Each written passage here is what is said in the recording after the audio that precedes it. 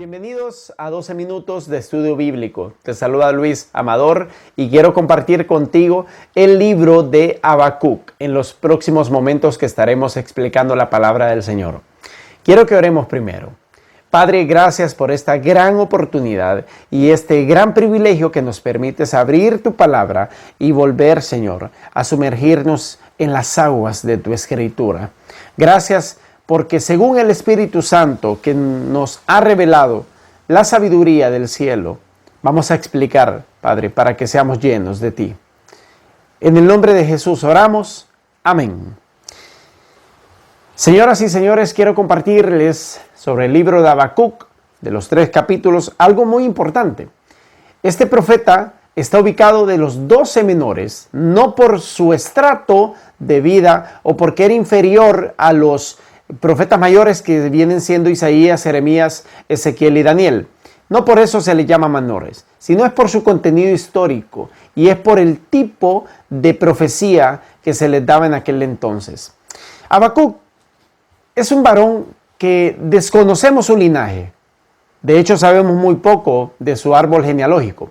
No obstante, Habacuc vivió el imperio asirio, finales del imperio, y presenció los principios del imperio babilónico. Por lo tanto, el nombre de él tiene 2 connotaciones. Por ejemplo, en cuanto al imperio asirio, el nombre de él se pronuncia Hambacucu, que significa el nombre de una planta de jardín. O por ejemplo, el nombre de la lengua de los caldeos, que es el arameo, que es el nombre neobabilónico, Hambacú, que realmente en el original, según las transliteraciones, su nombre significa uno que abraza o el que abraza.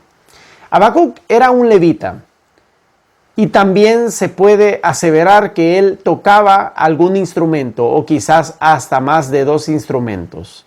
Por lo demás, Habacuc es un adorador, era un ministro de Dios.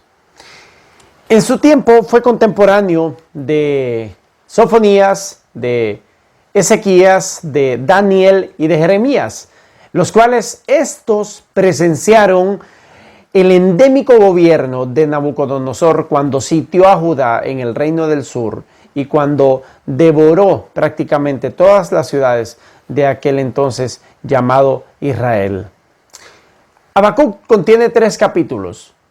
El primer capítulo, si ustedes notan, son querellas realmente retantes ante Dios.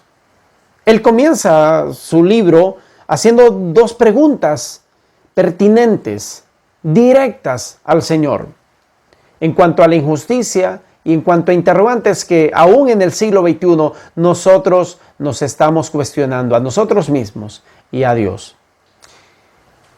Además, podemos hablar acerca de este profeta que vivió entre la muerte del rey Josías y en tiempos del apogeo del rey Joacim.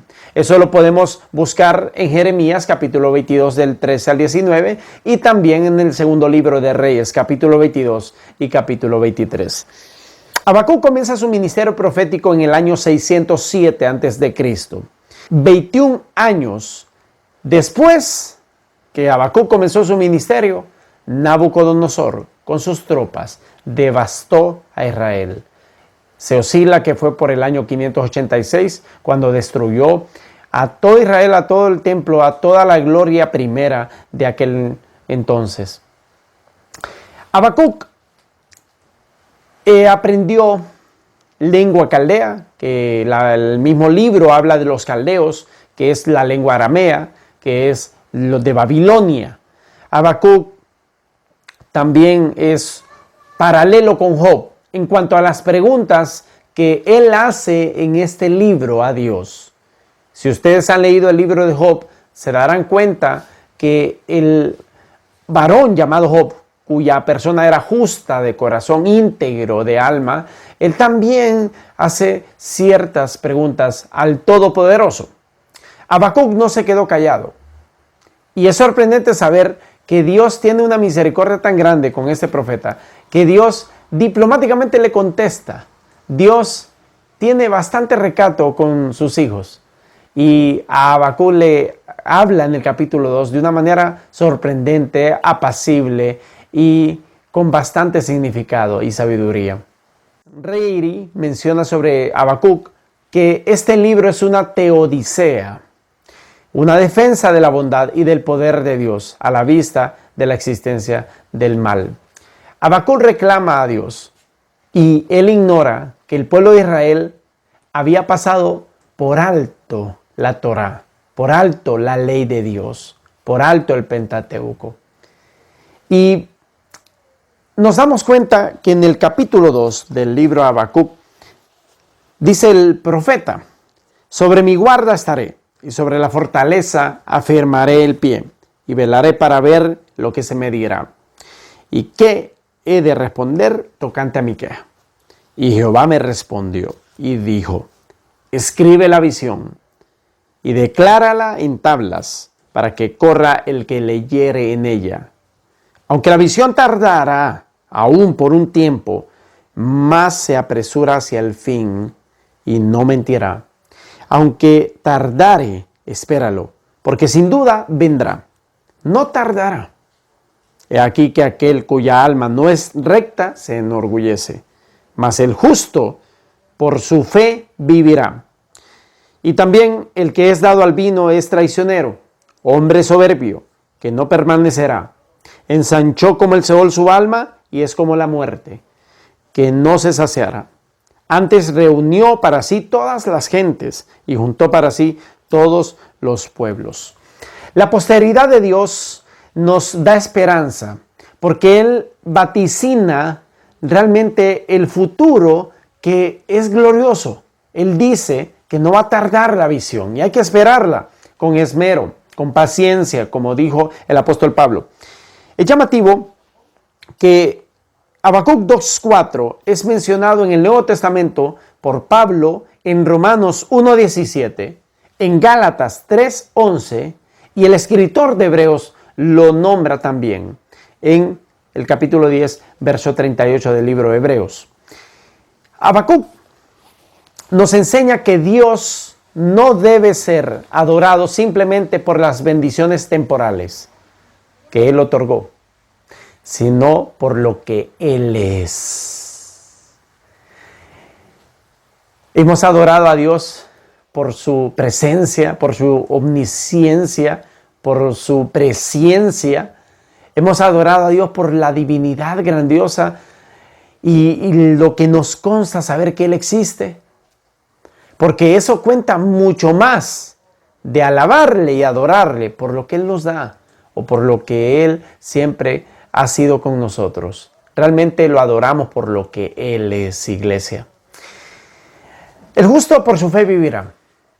Habacuc fue probado y Habacuc presenció todos los planes del enemigo contra el pueblo de Israel. Obviamente esas interrogativas hacia Dios eran como quizás hasta ese momento justas, porque uno pregunta a Dios: ¿por qué pasa tal cosa en nuestro país? ¿Por qué sucede esto en nuestra nación? ¿Por qué se supone si ellos son malos y un pueblo que es tu iglesia está padeciendo calamidades y vicisitudes endémicas? Entonces, Dios por eso le contesta fielmente a Habacuc. En el capítulo 3, Habacuc lo entiende. El libro termina con una grandiosa alabanza. Pero quiero mostrarte que en los 3 capítulos de este libro que escribió el profeta Habacuc, se nombran 4 factores. Primero fue la economía injusta. También habla de la esclavitud. Además, se mencionan líderes irresponsables. Y por último, pero no menos importante, se habla de la idolatría. Habacuc también él precisa un éxodo del pasado, pero también pronostica un éxodo del futuro. La mayoría de las naciones eventualmente se convertirán en una Babilonia. Y Babilonia, la Biblia siempre ha tipificado al anticristo. Desde tiempos en Génesis, allá por la Torre de Babel, su líder Nimrod. Es un sistema dantesco, es un sistema anárquico. Así que, iglesia, el libro de Habacuc nos anima, nos advierte a que no perdamos la esperanza en nuestro Señor Jesucristo. Y me encanta saber, como reitero y enfaticé, el libro termina con una grandiosa alabanza. En el capítulo 3, la Reina Valera habla que fue una oración de este hombre, pero me encanta el verso 17 al verso 19, que dice así: aunque la higuera no florezca, ni en las vides haya frutos, aunque falte el producto del olivo, y los labrados no den mantenimiento, y las ovejas sean quitadas de la majada, y no haya vacas en los corrales, con todo yo me alegraré en Jehová, y me gozaré en el Dios de mi salvación. Jehová el Señor es mi fortaleza, el cual hace mis pies como de ciervas, y en mis alturas me hace andar. El libro de Habacuc nos enseña que a pesar de la injusticia inminente y de la injusticia evidente, nosotros podemos exaltar al Rey de Reyes a pesar de la circunstancia adversa que vivamos. Damos gracias a Dios por este libro, porque nos ha dado satisfacción al alma, nos ha dado esperanza para seguir adelante. Y Habacuc, no teniendo nada, él adoraba a Dios. Y eso es lo que a Dios le encanta, que cada uno de nosotros le adore y glorifique su nombre, porque Él va a premiar a los que viven en la fe, a los que confían en Dios y a los que se mantienen firmes en sus convicciones.